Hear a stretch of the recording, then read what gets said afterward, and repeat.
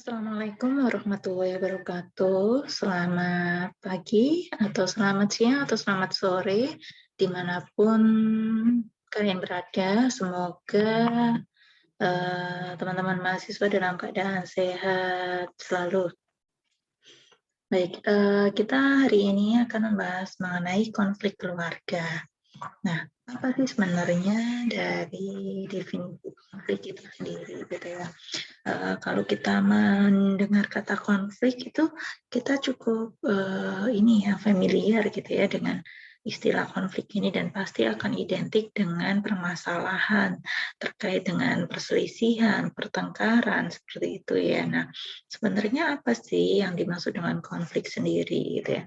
Banyak sekali perspektif-perspektif yang menjelaskan definisi dari konflik ini. Namun di sini saya mencoba untuk mengambil definisi dari yang disampaikan oleh Lestari di tahun 2013 bahwa konflik adalah peristiwa sosial yang mengandung penentangan atau ketidaksetujuan. Jadi di sini sebenarnya konflik itu banyak perspektifnya gitu ya. Ada yang perspektif materialis, dialektik gitu ya, di mana kalau kita membahas tentang materialisme dialektik gitu ya, pasti pandangannya konflik ini adalah terkait dengan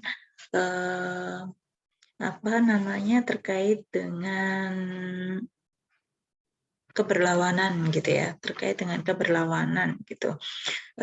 Jadi dengan adanya keberlawanan itu, maka akan ada dinamika untuk saling berhubungan, menghubungkan segala sesuatu dan membuat perubahan menjadi bersifat universal gitu ya, yang tadinya berlawanan, misalnya ada yang punya pandangan terkait dengan pandangan yang berlawanan gitu ya. Jadi bagaimana cara pandang ini yang berlawanan ini bagi perspektif materialisme dialektik itu berupaya untuk menyintesiskan antara kubu yang berlawanan ini tadi gitu ya.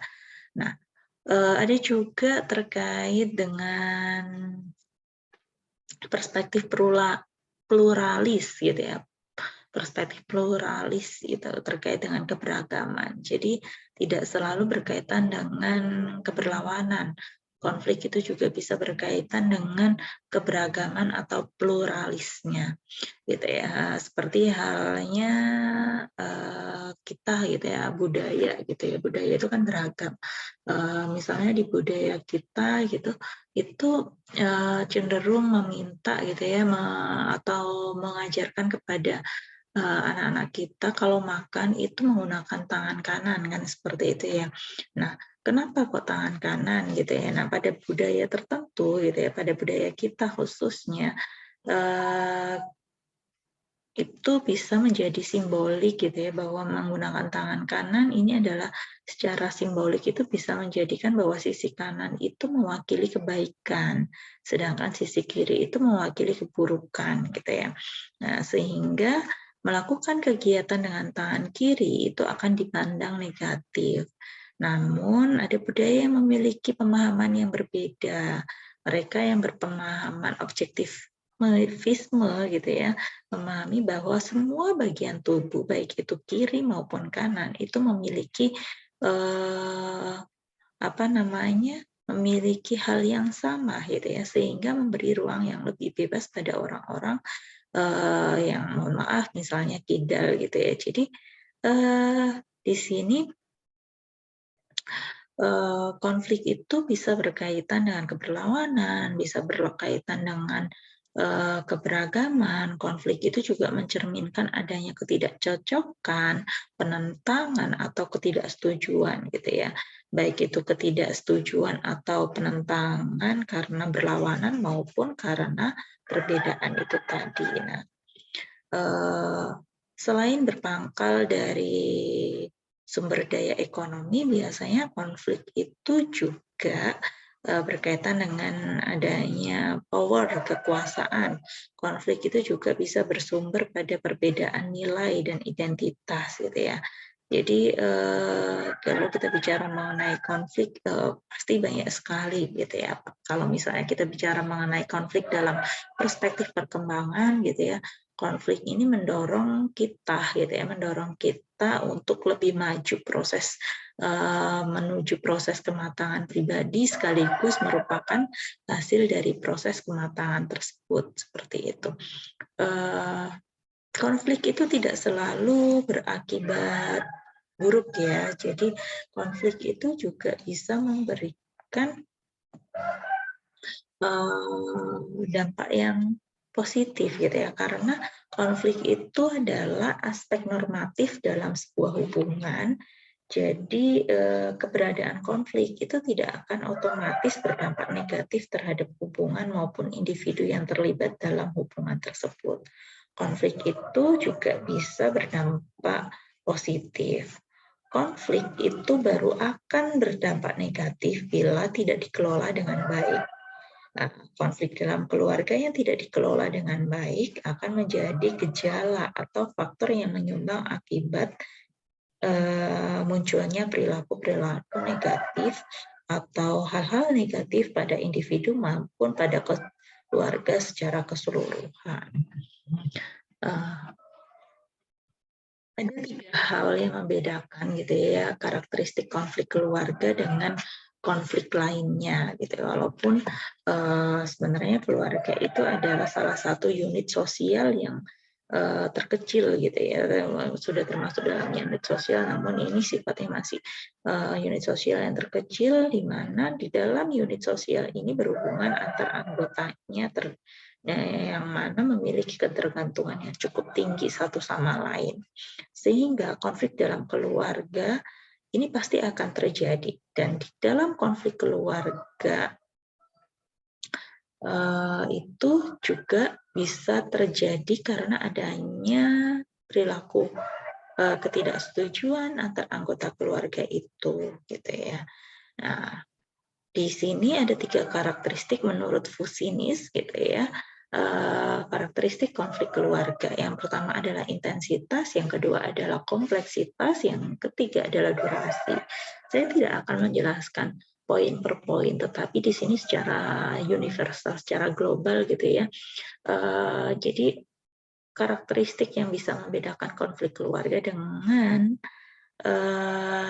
kelompok sosial yang lainnya itu ada 3 hal ini, intensitas, kompleksitas, dan durasi. Kenapa demikian? Karena prevalensi konflik dalam keluarga itu biasanya secara berturut-turut itu pasti muncul konflik sibling, konflik orang tua anak, dan ataupun konflik pasangan seperti itu ya. Jadi pada umumnya hubungan antara anggota keluarga ini jenis hubungannya itu kan mereka sangat dekat sekali gitu ya, memiliki intensitas yang sangat tinggi.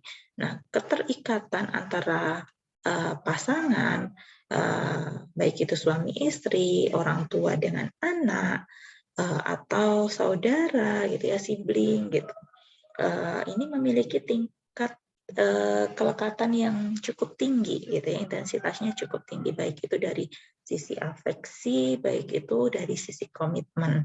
Nah, ketika masalah ini muncul, gitu ya, ketika muncul konflik, ada konflik serius yang muncul gitu ya dalam hubungan ini, maka perasaan positif yang selama ini dibangun itu bisa berubah menjadi perasaan negatif yang tadi perasaan positifnya mendalam gitu ya, terus ada konflik, akhirnya bisa berubah ke perasaan negatif yang cukup mendalam juga. Kenapa demikian? Karena adanya hubungan afeksi, ada hubungan kelekatan yang cukup tinggi di situ. Jadi kalau kita semakin dekat sama seorang, terus kita punya konflik gitu ya, pasti rasanya akan lebih sakit gitu ya, akan lebih terasa terasa apa ya, menimbulkan rasa yang cukup signifikan dalam diri kita gitu kan. Jadi kalau biasanya teman-teman itu misalnya nih ini ya ketika kita itu dihianati oleh orang yang paling kita sayangi, itu pasti kita akan sangat sakit kan seperti itu ya. Jadi, timbulnya rasa sakit, timbulnya rasa benci, itu juga sangat dalam seperti timbul seperti adanya rasa cinta yang sangat dalam sebelumnya. Kan katanya seperti itu. Sehingga di sini, dengan adanya intensitas kelekatan yang cukup signifikan itu tadi, yang cukup tinggi tadi, akan menimbulkan rasa sakit juga yang cukup, signifikan bagi anggota atau bagi antar pasangan yang berkonflik itu tadi, gitu ya. Jadi di dalam hubungan keluarga gitu ya, hubungannya kan bersifat, bisa dikatakan bersifat kekal gitu ya. Orang tua akan selalu menjadi orang tua dan bagi anak-anaknya, saudara juga akan tetap menjadi saudara bagi saudara yang lain gitu ya. Tidak ada istilah, kalau kita sering dengar itu tidak ada istilah mantan orang tua, tidak ada istilah mantan anak atau mantan saudara. Jadi, dampak yang dirasakan dari konflik keluarga ini seringkali bersifat jangka panjang biasanya gitu ya. Konflik dihentikan dengan biasanya konflik itu bisa dihentikan dengan mengakhiri hubungan. Misalnya berupa perceraian atau pergi dari rumah, kan lebih seperti itu, dan itu tentunya akan tetap memberikan sisa-sisa dampak negatif, dampak gitu ya, baik itu secara psikologis, dampak secara psikologis dari konflik yang, terjadi tadi itu pasti akan tetap ada gitu ya. Karena sifatnya normatif, artinya tidak bisa dielakkan, maka hubungan dalam keluarga itu sangat tergantung pada respon masing-masing terhadap konflik itu sendiri, gitu ya. Jadi frekuensi konflik mencerminkan terkait dengan kualitas hubungan keluarga ini. Artinya apa? Artinya pada hubungan yang berkualitas, pasti frekuensi konfliknya itu pasti lebih sedikit. Nah, kualitas hubungan dapat mempengaruhi cara individu dalam membingkai semua persoalan konflik itu. Jadi, suatu topik konflik gitu ya, misalnya terkait dengan perilaku tidak mengerjakan tugas, ini dapat menjadi konflik yang mendalam apabila, karakteristik kepribadian, ini itu akhirnya tidak diselesaikan kayak gitu ya. Karakteristik kepribadian yang tidak bertanggung jawab dalam menyelesaikan tugas ini tidak dibingkai dengan, bagus untuk menyelesaikan permasalahan, maka akan terus menjadi konflik kan, kayak seperti itu ya. Di sini banyak keluarga yang sering mengalami konflik namun tetap, dapat berfungsi dengan baik. Kenapa demikian? Karena faktor terpenting gitu ya, faktor terpenting itu adalah keluarga itu bisa berfungsi dengan baik itu jika dia bisa menyelesaikan konfliknya, bukan membiarkan atau menganggap konflik itu akan hilang seiring waktu. Jadi konflik nggak diselesaikan, kalau ini tidak diselesaikan, maka, ini akan terpendam dan itu semakin menumpuk kan lama-lama seperti itu, ya. Nah, itu tadi, konflik itu sebenarnya juga bisa memberikan, dampak yang positif. Jadi yang tadinya jelek gitu ya, yang tadinya itu, hubungan atau kelekatan antar anggota keluarganya kurang, terus akhirnya mereka berkonflik, kalau ini diselesaikan dengan baik, fokus pada masalahnya, itu bisa menjadi, meningkatkan kelekatan antar anggotanya, kayak gitu. Nah, setelah kita membahas mengenai konflik gitu ya, kita juga akan membahas mengenai resolusi konfliknya. Nah, masalah utama dalam resolusi konflik itu, yang sering terjadi gitu ya dalam keluarga itu, jika membahas mengenai konflik gitu ya, eee, di sini pasti sering gitu ya, masalah utamanya itu sering berakhir dengan rasa bersalah di salah satu partnernya. atau salah satu pasangan itu akhirnya mengikuti kemauan pasangan yang lainnya gitu ya untuk menghindari konflik. Kemudian memiliki perbedaan cara menyelesaikan konflik. Nah, ini nggak akan ketemu nih resolusi konflik yang tepatnya gitu ya karena memiliki perbedaan cara untuk menyelesaikan konfliknya. Tidak ada kompromi, tidak ada diskusi dan nggak tahu satunya mau ke kanan, satunya mau ke kiri. Nah, bagaimana nih yang tengah gitu kan?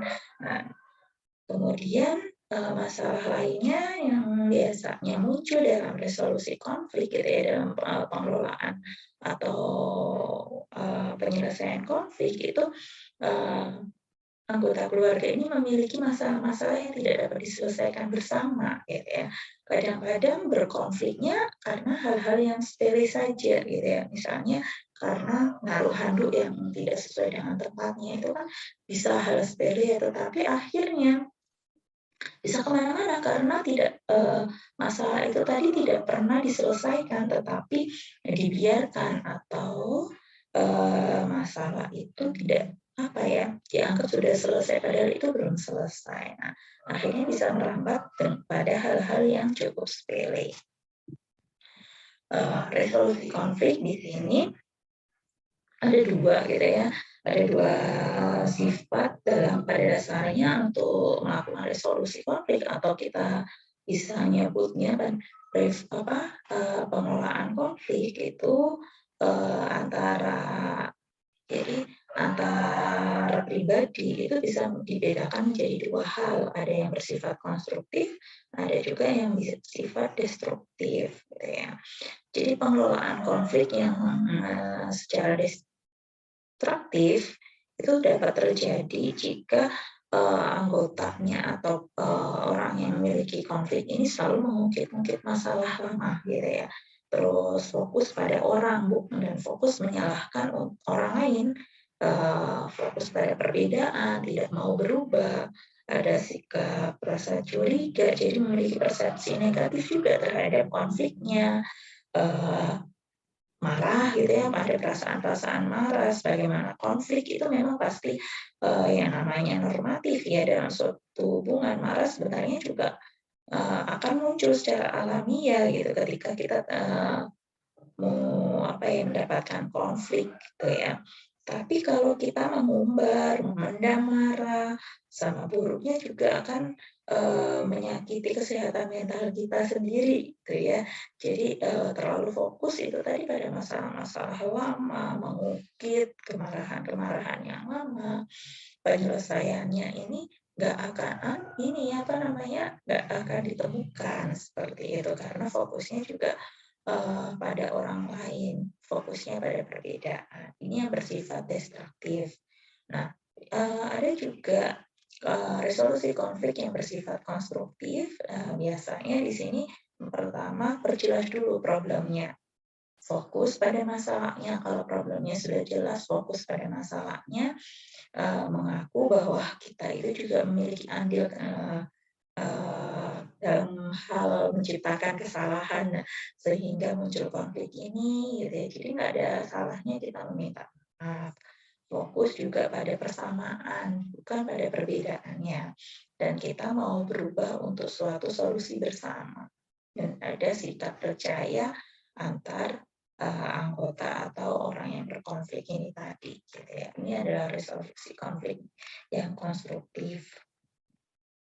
Ada berbagai gaya resolusi konflik.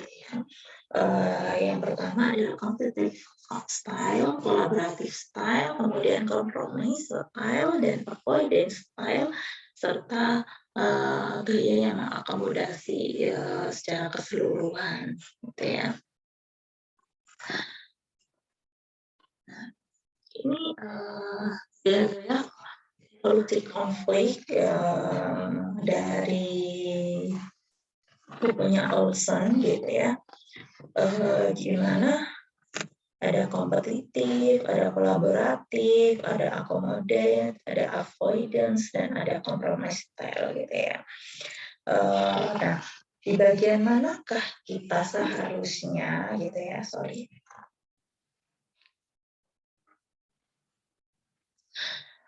Di competitive style ini biasanya memiliki ego gitu ya, memiliki ego yang cukup tinggi gitu ya di bagian sini gitu ya.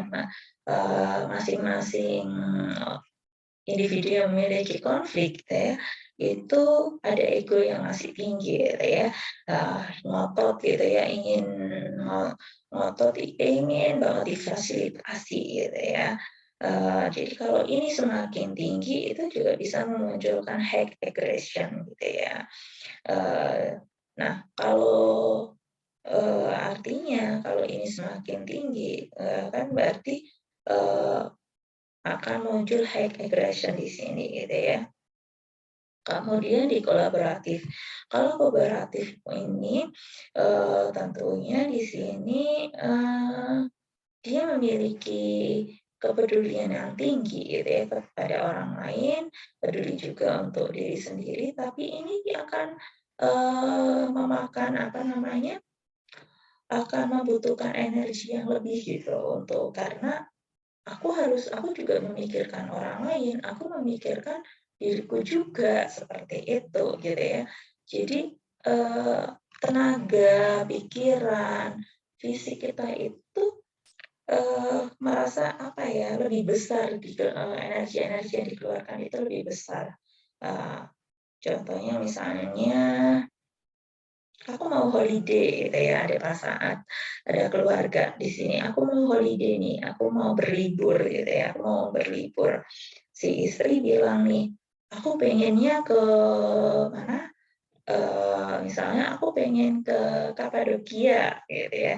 Terus si suami, "Ah, ngapain sih Kapadokia? Aku pengennya sih ke Jepang aja," kayak gitu. Misalnya si suami bilang seperti itu gitu. Nah, tentunya kalau ini difasilitasi dua-duanya gitu ya, yang satu pengen ke Kapadokia, satunya pengen ke Jepang, pasti ada research yang, apa ya, sumber pendanaannya itu akan lebih tinggi gitu ya. Jadi perlu energi yang lebih lebih besar, perlu pengeluaran yang lebih besar juga, logikanya seperti itu. Nah, kalau di compromise style ini, ngalah sedikit dari pasangan itu nggak apa-apa deh, misalnya gitu, ngalah sedikit dari orang yang berkonflik dengan kita, itu nggak apa-apa gitu ya. Jadi, itu untuk concern for relationship-nya gitu ya, tapi juga ada concern for, self juga di sini gitu ya. Peduli sama diriku juga, peduli dengan pasangan juga, seperti itu. Jadi ada kompromisnya, ada, nanti akan kita bahas satu persatu gitu ya. Terus di sini ada avoidance style. Avoidance style ini, bisa seperti kayak kita lebih ke kayak menjauhi pasangan, kan menghindar dari pasangan, menghindar dari orang yang bermasalah dengan kita atau berkonflik dengan kita. Nah, tipe-tipe orang yang avoidance style ini adalah orang-orang yang tidak asertif.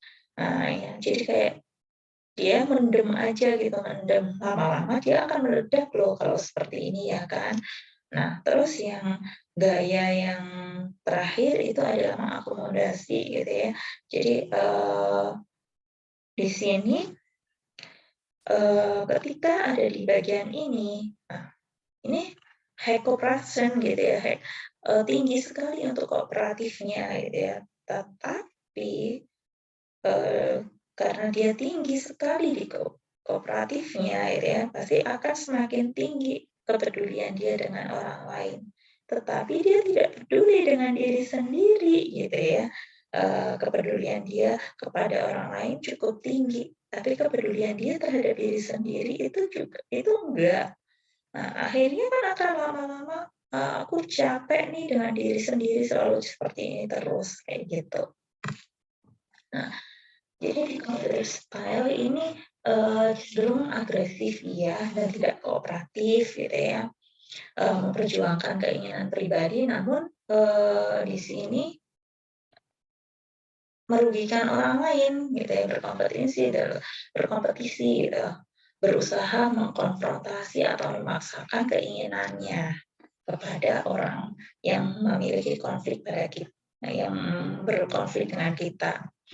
Kemudian di kolaboratif ini individunya asertif gitu ya, asertif untuk mencapai goal-nya, tapi dia juga peduli pada kebutuhan atau kondisi orang lain. Berusaha mencari cara kreatif untuk menemukan solusi baru yang memuaskan diri dan orang lain. Tapi di sini bisa menimbulkan energi yang besar gitu ya. Jadi akan lama-lama akan lelah, terus akhirnya terjadi burnout gitu ya. Kemudian ada compromise style. Di sini mencari solusi ini mencari solusinya itu dalam bentuk berkompromi gitu ya. Jadi di area tengah dalam hal concern for self maupun for others gitu ya. Jadi bagaimana aku juga bisa bisa lebih tenang, orang lain juga bisa lebih tenang. Jadi berkompromi di sini. Jadi mungkin dengan kompromi style ini gitu ya, memang mungkin bukan solusi terbaik yang akan diberikan gitu ya. Mungkin bukan solusi terbaik untuk semua pihak yang terlibat, tetapi ada kompromi di sini gitu. Nah, kalau avoidant style di sini individunya tidak asertif, cenderung pasif gitu ya. Jadi low kooperatif itu tadi, mengubah topik atau menghindari konflik. Nah, ini tipe-tipe orang avoidant style. Ini akan menciptakan konflik berikutnya, karena tadi dipendam gitu ya.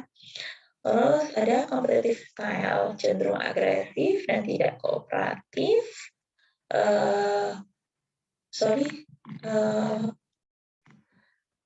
Maksud ini slide di sini bukan competitive style ya, tetapi yang terakhir adalah accommodating style gitu ya. Nanti akan saya ganti di di PPT-nya. Mohon maaf. Nah, di gaya yang mengakomodasi itu tadi gitu ya, dia juga cenderung tidak asertif gitu ya, cenderung tidak asertif. Dia lebih tinggi kooperatifnya, dia lebih concern pada orang lain gitu ya, bukan pada diri.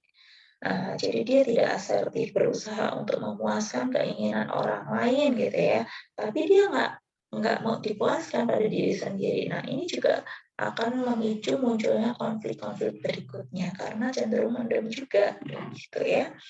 Nah, dari 5 gaya resolusi konflik ini tadi, kira-kira tugas konflik di minggu sebelumnya yang teman-teman mahasiswa melakukan wawancara atau mengambil data kepada satu remaja, kira-kira resolusi konflik yang mereka gunakan ini masuk gaya yang mana nih gitu ya. Silahkan dianalisis, kita lanjutkan ke diskusi kita ya. Terima kasih. Demikian untuk materi tentang konflik pada hari ini. Saya akhiri. Assalamualaikum warahmatullahi wabarakatuh.